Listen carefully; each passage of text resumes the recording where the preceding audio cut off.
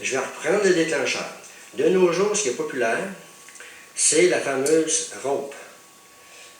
Ça a des avantages et des désavantages. Moi, personnellement, j'ai essayé ça. C'était populaire en dernier quand je faisais des tournois.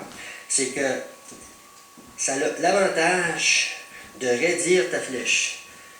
Ce que je veux dire par là, c'est que ça enlève beaucoup de déflexion. Ce qui fait que, au moment du départ, ta flèche est propulsée égale par la forme que prend la corde, dû que c'est accroché en plein centre. Si je reviens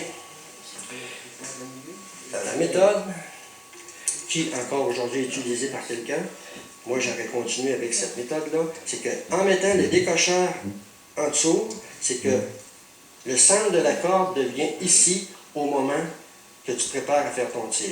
La flèche étant au-dessus. Ce qui crée automatiquement, lors du départ, il y a une mini secousse qui va se produire à partir d'ici à là.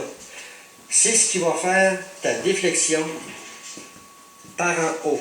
Ta flèche va courber presque dès le départ. Ce qu'il va faire, c'est qu'elle va quitter l'appui flèche le plus vite possible. C'est un peu semblable à un gars qui tire au doigt.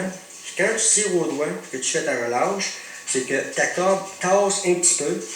En tassant, elle crée la déflexion, mais par là. C'est ce qui fait que les tireurs olympiques au doigt vont utiliser un bouton de pression qui appelait dans le temps un bugger. C'est qu'ils enfoncent vers l'intérieur pour absorber le spine de la flèche au départ. Ça fait que, pour finir un peu avec les Noxette, moi personnellement, je préfère utiliser le décocheur par en dessous. J'ai tiré jusqu'en dernier, puis d'ailleurs, sur la vidéo que j'ai placée en 90, j'étais exactement comme ça. Je peux vous dire que si la flèche n'allait pas sur la croix, c'est parce que mon télescope était juste au côté de la croix. Fait que j'aurais pas changé cette façon-là. Ça a été très populaire après plusieurs années.